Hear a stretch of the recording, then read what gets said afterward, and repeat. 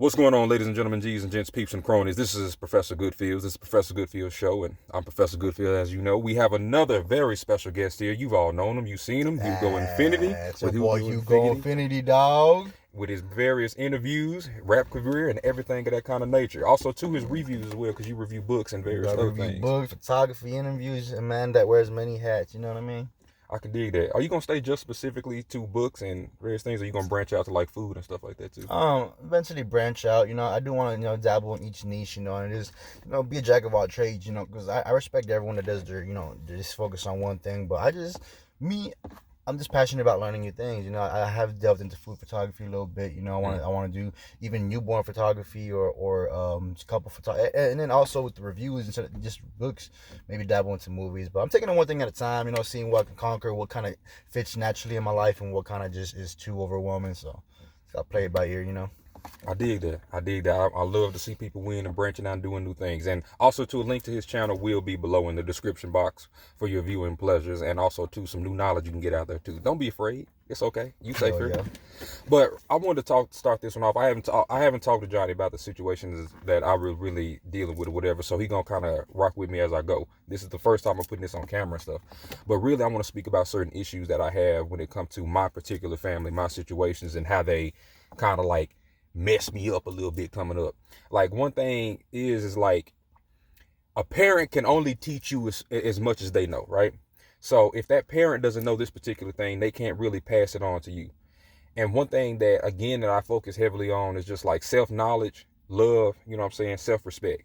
Because I'm just being real, no disrespect towards my family, but they didn't really have the self-love and the self-knowledge part, in my honest opinion, because it's not just them, but it's also seeing how a lot of kids are being raised and treated. Especially, I never really talked too much about race, but specifically among black folks, it's so much envy and hate and lack of love that a lot of children are receiving. You know what I'm saying? Because a lot of times parents raise their children in the mentality of, okay, you owe me something. You know what I'm saying? I raised you, I birthed you here, whatever, and you owe me something. And like I said, no child has ever asked to be born. No deals have been made, you know what I'm saying? No papers have been signed or nothing like that.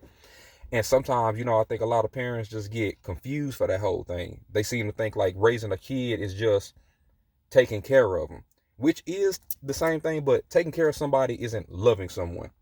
And that's what I feel like a lot of households don't have, because from what I picked up from my mom's, the way how she was raised or whatever, she didn't get the amount of love she needed from her mother. She didn't get the amount of attention that she needed. So in turn, I didn't get those things. And I grew up trying to seek those things in different stuff. Luckily I found it in like video games, anime, and stuff of that kind of nature. I never been into, crime, drugs, and all that kind of stuff. That wasn't my niche. I found my freedom through like just learning through other people and learning through various forms of art. But when I try to like kind of talk to my mom about these things, not try to assault nobody. I ain't trying to, get in nobody grill or nothing like that. But I'm just like, hey, mom, this is an issue that I've personally been having, as your son. And I try to just talk about it. But oftentimes some people are so, I hate using this word, but stuck in their ways to the point to where they don't really want to really delve a little deeper. You know what I'm saying? And then that made me feel some type of way, because now I'm just like, I see certain things that I was looking for when I was a kid that I didn't get. For example, I used to think like, okay, if I get a girlfriend, it'll, validate my existence and stuff of that nature. It'll make me feel like I am somebody, when I just didn't get that as a kid. So it was a crazy kind of thing. But what I'm really saying here too is, my bad. What I'm really saying is, learn to love and respect your kids. Teach your kids, be true to them, be real with them, be open and be vulnerable with them. Don't be afraid to apologize to your kid and feel like it may, diminish your authority as a parent. You know what I'm saying? Learn to be open and to be transparent, because when they learn those same things, they're going to carry that to their friends, to the families that they're going to create. And that's how we can help make the world a better place, y'all. We can do better. But that was just something that I was really thinking of. That was something I really wanted to put in my mind, y'all. Let me know how y'all feel about it in the comments below. Y'all take it easy, stay smooth. Hold up. I do want to speak on that. I like where you're going with this. Hold up. Do you want me to speak on this? Or yeah, go ahead. All right. So I think what it is, it's like also you said the way we're raised reflects how our kids are raised. But also you got to realize our parents were born in a different generation where they didn't have access to all the information that we have, because we're in the technological era, we're in the age of information to where everyone's so woke, but it's because we have access to anything, any documents that have been uploaded, any information, any book, anything, we have access to it. Our parents didn't. They were raised on environment, and they were raised more on survival than on luxury. And it's like and it can be, yeah, as they grow older, they do develop the same access to the same content we have, but being from that generation, they're still used to their habits, or just the way that they navigate the world. And also another thing that comes down to is love language, because sometimes our parents will show love in a certain language, and it may not be one we understand, but it could be just a different form of expressing that love. For example, for some parents, oh, I'll put a roof over your head and I give you food, so I'm making sure you're alive. That, to them, that's the sincerest form of love that they're giving. But it may be maybe the sons or daughters want affection, or they want attention, and that's the love language they're asking for. And it's just finding a middle ground, because I feel like both are validated. As Hmm. as a parent that works hard all day and has raised the child for so long, they're gonna feel like they're doing the best they can for the child's survival. But then the child, having that cushion of survival, wants a little bit more and wants that validation in their emotions. And a lot of times, it can be exhausting for the parent, but it could also be shortcoming for the child, because they expect a little bit more, but they don't see the behind the scenes that the parents go through. For example, I used to be the same way when I was younger. My mom and my parents, they were never there, and I always felt like, oh well, now I've known a community. Like, I would eat TV dinners in my room alone. Like, my family, my whole house would be empty. I wouldn't be around my family. But then as I grow older, I knew my dad was a truck driver. He wanted to provide for the family, or my mom was working 12-hour shifts. Like, that was their love language. Like, I'm gonna work my ass off to make sure this house doesn't get taken away, to make sure you're not on the streets, to make sure you always have food. And to them, that was love. And I remember I got into the argue with my mom about this. I'm like, I don't need money. I need family's affection. I had to rip the $100 bill in front of her, talking about money's worthless. But as I got older, I always reflect on that scenario that me and my mom went through, because she had busted out crying when I just ripped this money in front of her. She was crying, and it had got really heated, and I could understand both perspectives. Like me, I wanted that care and affection. I wanted that bond of the family. I wanted people to interact with. And my mom, she was busting her ass just to make sure I always had a full stomach. And it was a barrier in our love language, because we weren't communicating the same way. But it also goes back to Maslow's hierarchy of needs, because they ensure the bottom pyramid. They ensure our survival, our food, and our place to sleep, our shelter, to where we can focus on becoming better, or building our own businesses, or getting ahead in life. But if we didn't have that foundation that our parents built for us, and they set for us, we will have nothing to build off of. If my mom hadn't come here and from another country, and gotten this house, and gotten a full fridge, I probably wouldn't be making music. I'd be worried about my next meal. But since my mom provided that foundation, I'm able to ascend because of that. So a lot of times, our parents are the stepping stones, and we do, obviously, as humans, we want that communication. But it's like sometimes their actions speak louder than their words can. And it's just about different languages parents speak. And for me, it's something I had to come to terms with, because my relationship with my parents was never the best, but I never lacked. So as an adult, as I reflect, and as I start paying my own bills, and start having to provide for I start realizing how much effort they were putting in, just in their own way. And so I don't know. It's definitely circumstantial. Yeah, because I But still feel like when it comes to black folks or whatever, because I would still make this into a claim when it comes to black dating or whatever. Black folks, in my opinion, are still psychologically trained to destroy themselves in ways that they're not understanding. We parent the child through husband to wife, to boyfriend, girlfriend, blah, blah, blah. I still strongly believe that, because when it comes down to how black folks love language is, not all of them, I never say everyone, but for a majority of the ones I would say that are raised in America based on what it is that they see. For example, black folks are the only ones that get paid millions and millions of dollars to make songs about killing each other. There's no other race that has that. And those teachings and stuff like that seem to be just the ideas of how this country wants them to be raised. So in turn, that trickles down the pipeline to certain individuals. And I think that still comes down to our parental system today, our school system today. Stereotypically speaking, you remember how my boy John is, right? Mm-hmm. Jonathan Buckley, yeah. He Mm-hmm. dressed differently than I do. You know what I'm saying? I dress more just in a different fashion. And we spoke about this. I told him that based on how you dress and how I dress, they would assume that you would be a thug or a criminal, and then I would be going to college, not realizing that both of us didn't like school. Mm-hmm. You know what I'm saying? And both of us gonna be the most laid back, relaxed people that you're gonna ever meet. And that mentality is still just within black folks and within other races and other ethnicities as well. And that's the issue I'll be having, I guess, now. And I feel like I'm diving into a different type of topic because now I'm talking on the lines of just, I guess they still the same because you can do better if you really want to. You know what I'm saying? You can learn to understand what this person is like. Because I think my biggest issue with my mom is that she never tried to learn and understand me. Mm-hmm. That was one of the issues I had. And I would try to do the same thing for her. My mentality is if I got it, I share it. I'm going to openly ask you, hey, you want some of this? Hey, can I give you some of this or whatever? If somebody asks me something, I rarely ever say no unless it's not reasonable. You know what I'm saying? Mm-hmm. And those things right there is just what I chose to believe in. I don't have that kind of same thing when it comes to family members due to, in my honest opinion, the programming on how they've been taught and also to their will to just not really go beyond what it is that they have. And I agree with you on the society programming people to act a certain way. It's the destruction of the family unit. You can see it all around with all these single parents and all this, baby mama, baby daddy drama, or just the fact that our parents are overworked to where they can't parent.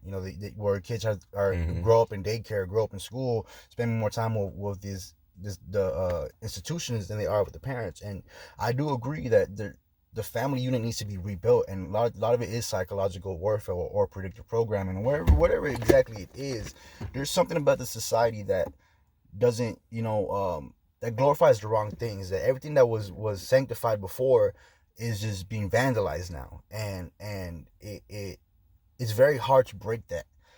But awareness is definitely the first step, and once we become aware of it, we can't.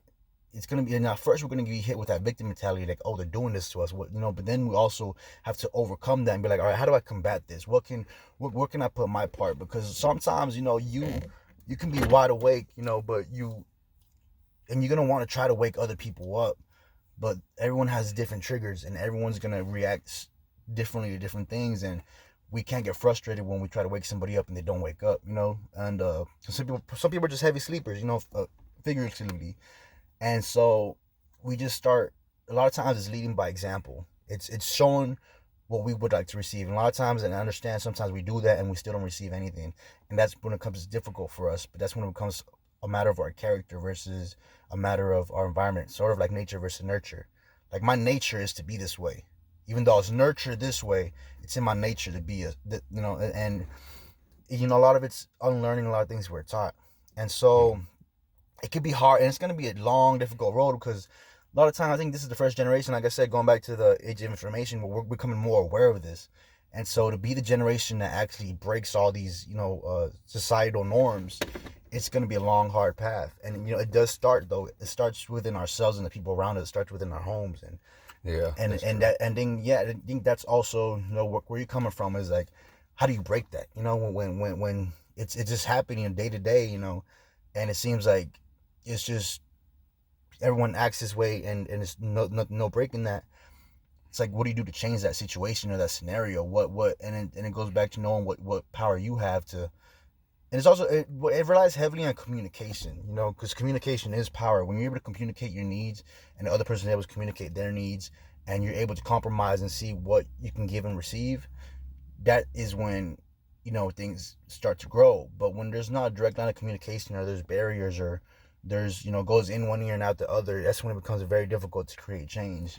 Yeah, because that was one thing I was thinking about too. Because I'm very open when it comes to communicating. Because the issue, like I said, the issues that I would deal with when it comes to my mother, whatever, I try to openly speak. Hey, what's going on? What's this and that or whatever, and then I will get hit with a barrage of, oh well, you do this, you do that. It's never really solving a problem. But later on, if one of my friends are around, I'm hearing from them, hey bro, your mom said that you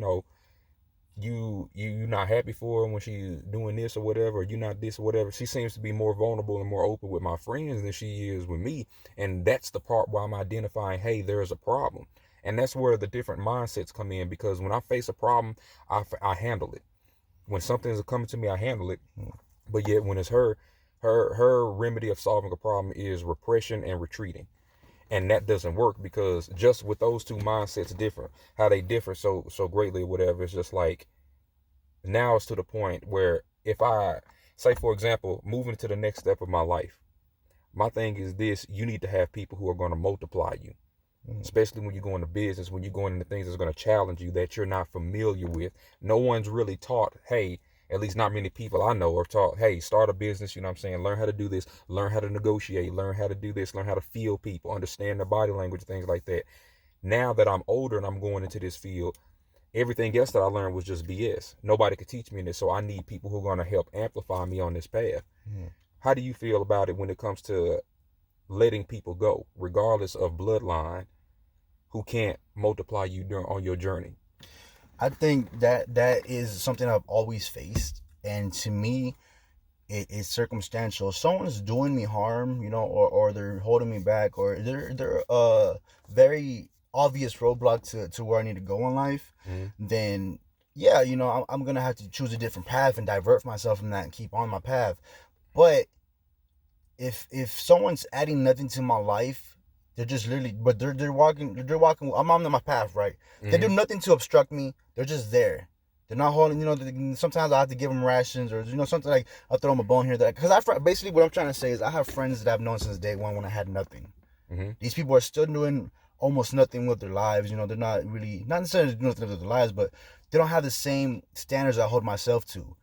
But the reason why I don't let them go is because that just goes back to just my natural integrity. Like, these people are, when it comes to being there as a person for me, they're there for me. They sometimes we can't expect things from people. Sometimes unconditional love is, I'm gonna love this person regardless of what they do for me, what they can give me, regardless of all that. Whether they give me nothing in life or they give me everything, I'm gonna love this person because they showed me love, and I've run into that a lot. Like, oh, your friends, all they do is smoke all day. They don't do nothing for your life. You should let go of them. I'm like, when I had nothing, they were there.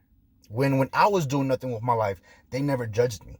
They were all like, when I had nobody else, they were there. And yeah, I'm making all these big moves. I think I have big dreams and all this, but it's not that like they're actively holding me back. If I choose to go smoke with them and waste the day, then that's my choice. If I say, hey, homeboy, I can't make it, maybe next time, then that's on me, and I can continue to build. Like, unless they're like an actual, like, hey, you shouldn't do this or that, or they're actually trying to stop me from my dreams, then I'll let them go. But if they're just there enjoying the ride with me, and even though they bring nothing to the table, I still want them to eat with me because they were there when I had nothing. But like, I think go back to your point, when it's people that actively attack your mindset, or they're detrimental to your growth, and they really actually are affecting how you think of yourself, or they're affecting your environment, your personal life, then it's just about distancing yourself first, mentally, and then physically.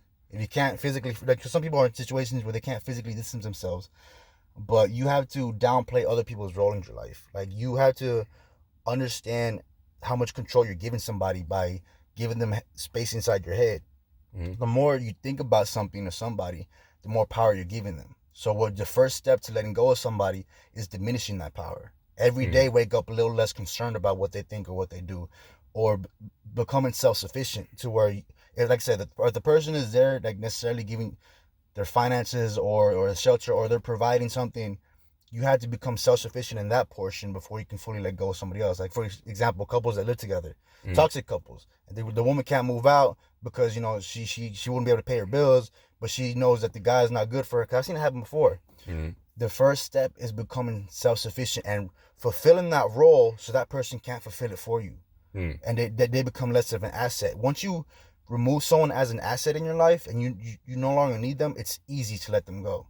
But when there's ties to that person, it's about cutting all those ties first. What is it that what I need this person for? Okay, they do this and that. Okay, well, let me figure out how I can get this done without them. Let me figure out how I can get this done. And start cutting all the ties, and eventually that person will just fall off by themselves, But we have to realize what ties we have to them. We have to realize why they're such a staple in our lives, and remove that reason before we can remove the person. Yeah, I feel you on that because I really been these past few months. I've really been on some real heavy kind of self discovery type stuff because I've been asking myself questions as to why do I think this way, how do I feel this way. You know what I'm saying? Why did I, like some days like I think it was Mike Murdoch who said, sometimes I wake up and I feel like, man, I really got it all together, but then some days I'm just like, damn, why did I do that? Why did this happen? What does this mean? Sometimes I'll be in confliction with that due to certain teachings and stuff like that in certain environment situations, but I do agree with what you're saying because that's what my mind has just been naturally doing now. Because now I'm just like, okay, it's all coming to me at the right time instead of a time that society wanted me to have. Like, oh, you should do this by this age and stuff like that. That's false. That's not real at all, in my honest opinion, because you have to feel the desire to do something, to do it effectively, and to do it authentically, in my honest opinion. So that's all coming to me now. So I'm just like, I guess my real question is just like, I guess my real feeling is just like I wish things could be different because with everything I'm doing now, I want to take you with me. Emotionally, I feel that way. But logically, I know it wouldn't be good for me to do so due to how you can kind of diminish me sometimes. And that's the part that kind of just sucks a bit. Especially when you grew up like in a friendship kind of mentality. You saw this person as like one of your closest friends and stuff of that nature. I mean, I'm more of a friendship person over family. Friendship, you get to pick. Family, you obligated to for this other whatever stuff. But I like that though, because we do have a certain obligation to family, and that's a whole different ballpark. Because I don't really want to put my family's business out there, but there's a family member who initiated all my bad decisions, and I'm not saying it was fully that person's fault, but a lot of the choices I made in life were based off of the time where I've trusted that person, and their examples led me down the wrong way.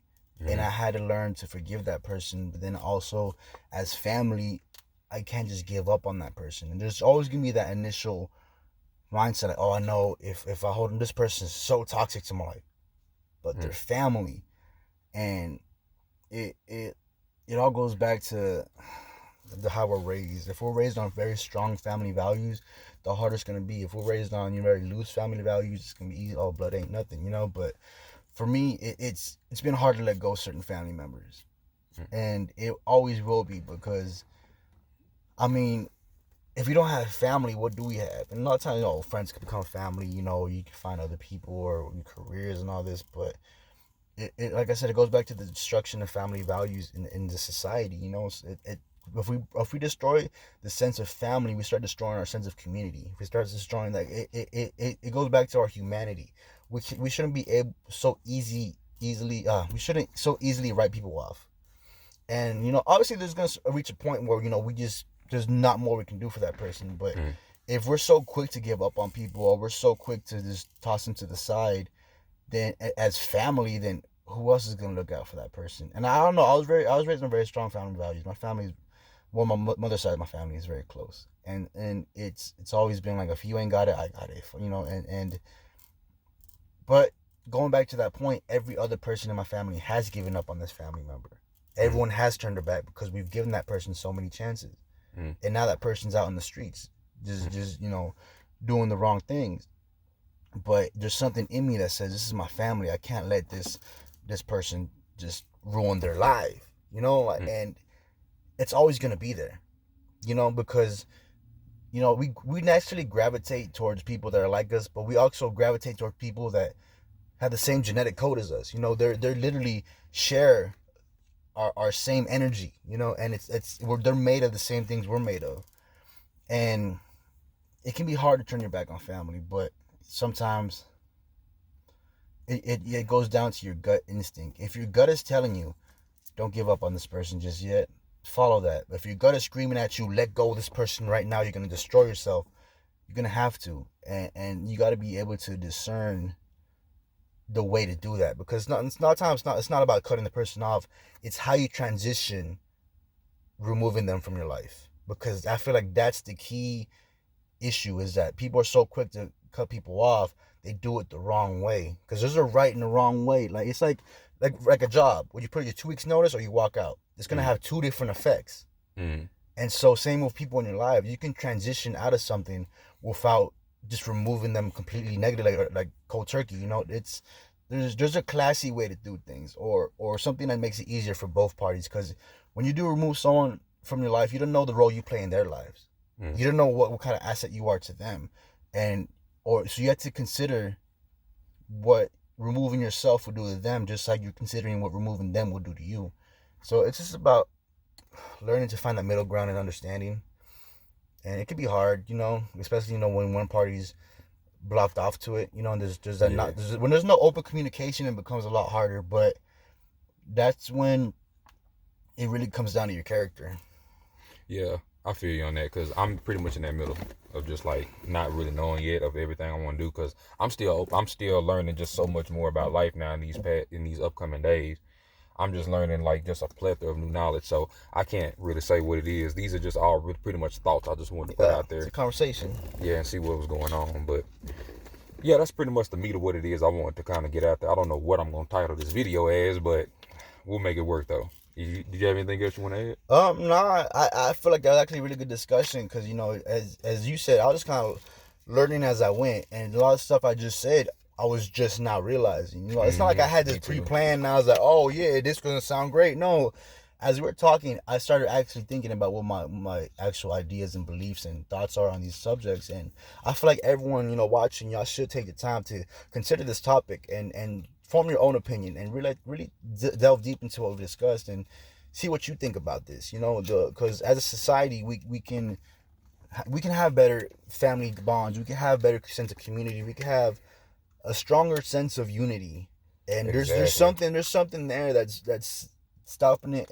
It's not just with certain people. It's a lot of people that I see having this issue with family or with bonds and relationships, and letting people go, or wondering if someone should be in their lives. And you need that moment of self-reflection and take everything we said here and just form your own opinion on it and see what you truly believe.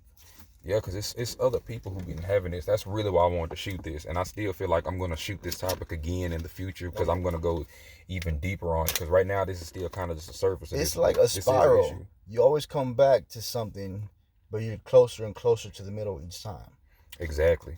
I know a bunch of people who still have had issues that they still trying to work out. And also, too, I want to shoot this just to let you know it's nothing wrong with it. Because I think another topic will be good for us to shoot is that letting people know it's okay for men to have emotions. I like, and it's topic. Okay. No, yeah, we got to do that one next for sure. We got to do that one. And then also, too, it's okay for women to think, But yeah, that's just a little sneak preview of what's going on. But thank you for watching. If you made it to the very end, appreciate you again. Hugo Infinity, his channel. Music video coming soon for Young Set and Leo the Line. I just shot it yesterday. It's called For My City. Keep an eye on that. It's gonna be lit. I had all my people come through. It was dope. And it will be linked down in the description below what his channel will be. When he posts it, you'll be able to know. So turn your notification bell. Turn your notification bell on. See what's going on, y'all. Thank you. Y'all take it easy. Stay smooth like butter, slick like hair grease, and fine like cream gravy. And remember, it's going to always be all right. Stay cool.